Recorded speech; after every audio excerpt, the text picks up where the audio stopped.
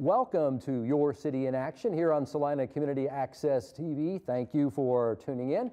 My name is Todd Pittenger. I'm your host. I'm the news director for the Rockingham Media group of radio stations. Rockingham Media has 31 stations now across Kansas, mainly central and western Kansas, a couple of new stations in Wichita now.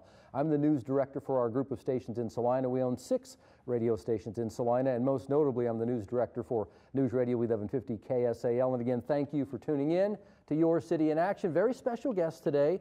Can I call you Mr. Commissioner yet or not? Technically? Technically, no. How about Commissioner-elect? There you go. Commissioner-elect Joe Hay, Joe Hay Jr. Joe Hay Jr. Joe Hay Jr., thank you, sir, for joining the show today for this episode of Your City in Action. And let's start off, anytime I have a new guest, tell me a little bit about yourself. I know I've known you a little while. Okay. I've known you through Boy Scouts a little bit. You've been in Salina a long time, haven't you? Mm-hmm.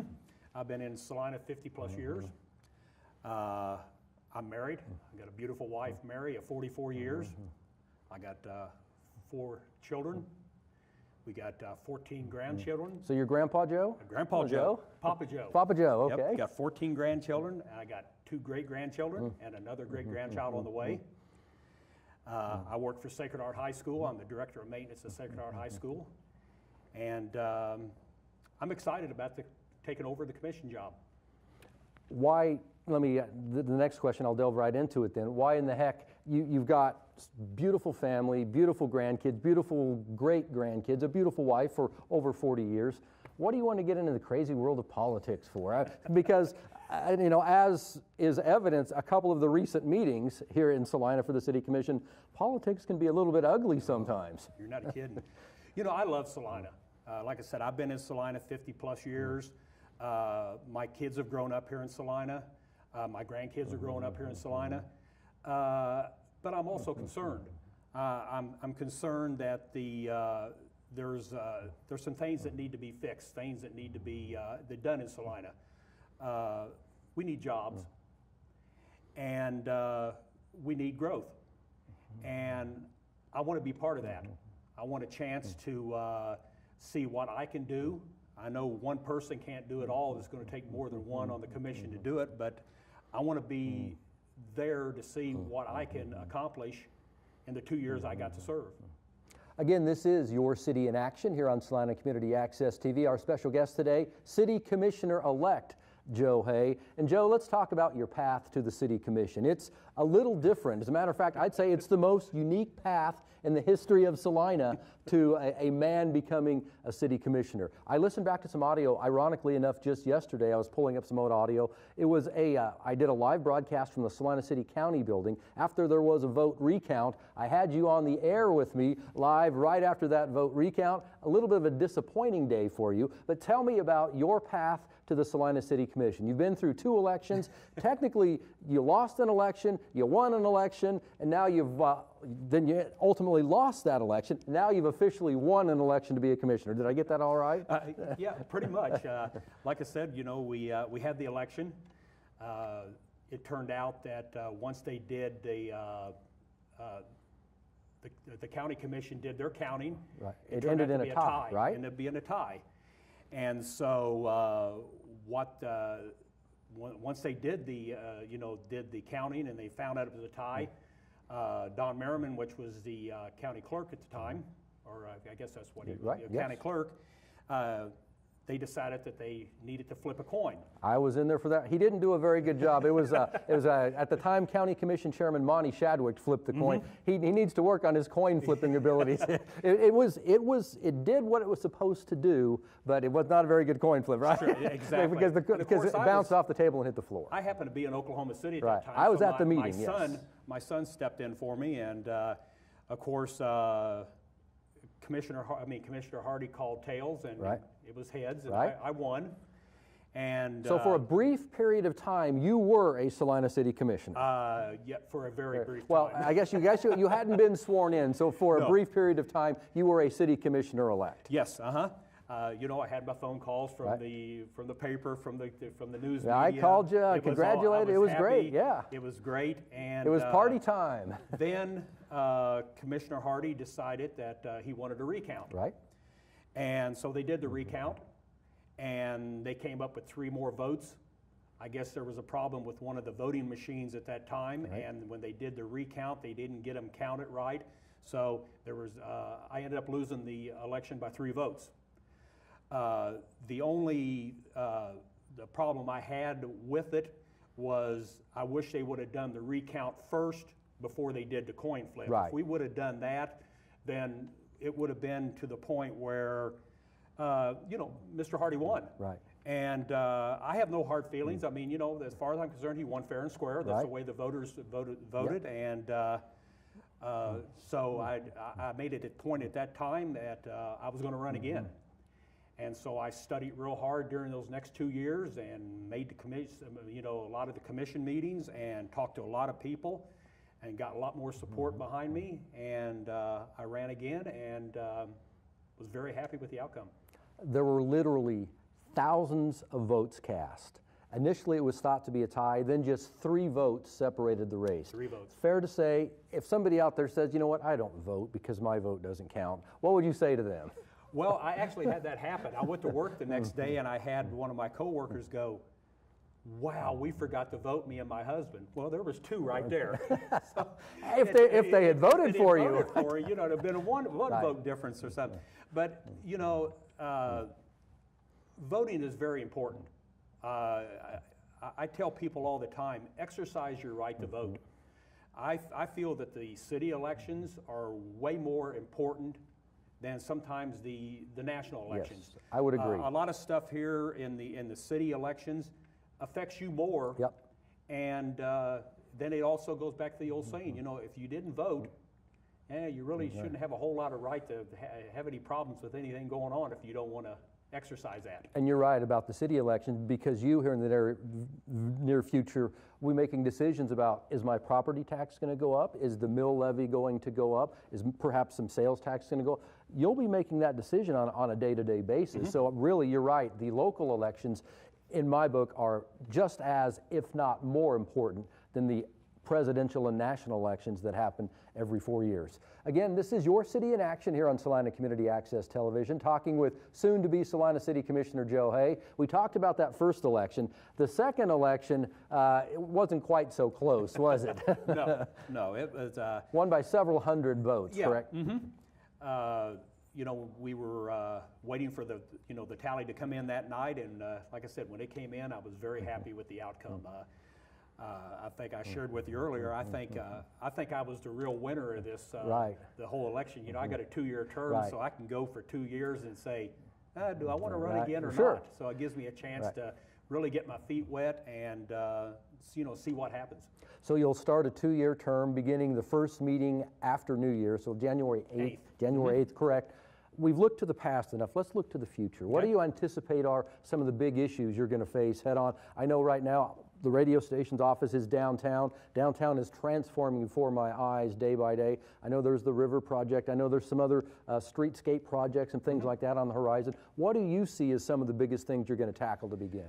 You know, I think some of our biggest challenges right now is going to be the downtown revitalization project. You know, we're going to have that streets downtown in Santa Fe tore up for quite a few months. And those businesses downtown will be open throughout all of that. Exactly. So we need to make sure that we support those businesses, help them any way we can to make sure that they keep on thriving because it's going to be tough, you know, with the construction. Salina, I said earlier, we need jobs. I would really, what I would like to do is I like to work with the economic development gentleman that we got on board. The fairly new organization. Mitch Robinson. And work with him a little bit and see what we can do to get some industry in town. You know, Salina's known for, I've heard it say it so many times, you know, restaurant capital of the world. Restaurants and motels. Restaurants and motels. Yep, nothing wrong with that. No, nothing wrong with that at all, because there's people out there that need those jobs too. And but we also need to, you know, to dig in and see what we can do about getting some industry in town, getting some better paying jobs, and getting people to, you know, to go to work at those places. I still think our workforce that we had several years ago is still here. They're just working someplace else. And we need to get those people pulled back into Salina and get them working back again. And the same way with, with growing Salina. We need to promote Salina. The River Project, I really don't like to call it the River Project. Right. I like to call it the River Revitalization. Sure, because I've that had describes it much better. Exactly, because I've had people say, well, didn't we vote down the River Project years ago? That River Project that they're talking about, yes, they did. That was the multi-million-dollar huge. But yeah. what's passed now is a much more scaled down Sure. version. And you're right, it's a revitalization. It's a revitalization of the river. I mean, And I don't think anyone would cleanup. disagree that it needs revitalized and cleaned up. Yeah, cleaned up. Get some walking paths around it, get some bike paths around it. Get some landscaping around it. Get that 6 miles dredged in there and get it cleaned up where the river's flowing, and you don't have that that fishy smell or whatever Right. you get with the river. I think that's very important. The same way with art in Salina. I like the downtown project that they do where they bring the artists in and they display the art sculpture downtown, tour, the sculpture right. tour. That basically, for those that don't understand it, I will get some feedback about that sometimes. That doesn't cost the city anything. The only thing the city has to do is the people, everybody goes and votes. The people's choice, the city purchases the people's choice and then displays it somewhere that's appropriate for the piece, and it cannot exceed $20,000. Sure. So you're right. That is a great public-private partnership, which the public funds, or check that, the private part funds 99% of. If you want people to come to Salina, you got to have nice things. Absolutely. And that's why I think the downtown project, the field house, the Smoky Hill Museum, the Stiefel Theater, those are things that that people come to Salina for. With the new motel going in downtown, with the bowling alley, with Old Chicago coming in, with the museums coming in, it's just that much more for people to come and Salina. KU School of Medicine exactly, coming down. There's something real big there. We are really blessed to have that. And they're starting a nursing school as well. So good things are happening. Good things are happening, and like I said, we're we'll be back to that old saying, the city on the move again. Absolutely. And I think, that's what I want to be part of. All right, let's talk a little bit briefly before we wrap things up. Your relationship, city and county, two different governments. There's an issue that's been out there for a long time. It has to do with the Saline County Expo Center, the 4-H building, Kenwood Hall. All of those sit right across the street from the Tony's Pizza Event Center. Those buildings are owned by the county. They sit on land that's owned by the city. And the question is, what becomes of all of those? Do you think we're going to get some sort of semi-permanent solution? Because in my book, the way things have been going, just leases here and there, the county really cannot make much needed improvements on those buildings without knowing if they're going to be there 5 years, 10 years, 20 years down the road. My feeling on that is that we need to sit down and we need to get along. Right. We've had that bouncing heads together, and a lot of times we agree to disagree. Because at the end of the day, whether it's my city tax-paying dollar or my county tax-paying dollar, doesn't really matter. It's all the people, the citizens of Salina and Salina. It's all our tax money. I know that's going to be a big issue coming up. We're going to have some joint meetings with the county. I know they got a joint meeting on the 12th of next month. I'm sure that it's going to come up. I can tell you right now, I would really, myself, and like I said, it's going to take more than just me, but myself, I would like to see the commissioners get together and offer some type of a long-term lease to the county so they can do the improvements to the buildings over there and the stuff. We've had a lot of people come to us. I sat on that board over there of the where the Expo Center or Expo is, and we've had a lot of people come to does the horse shows, the toy shows, and everything, and they love it over there. They really like where it's at, close to downtown, close to everything. So the buildings are affordable to them as well. Exactly, and but we got some renovation to do over there, some other thing. I feel myself that the city right now, or the taxpayers, are in no shape of having to fund another major project of building an expo center outside of town. We just can't afford that right now. Like I said, we've got too much stuff going on in Salina.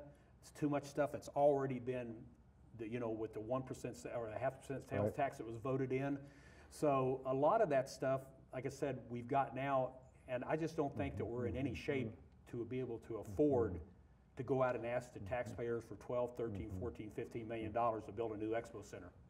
Well, it's going to be an exciting 2 years for you. Again, the clock starts ticking for you on January the 8th, where no longer will I be calling you City Commissioner-elect Joe Hay Jr., but you will then be City Commissioner Joe Hay Jr. Yes, sir. Mr. Hay, thank you so much for joining us today. This has been Your City in Action here on Salina Community Access TV.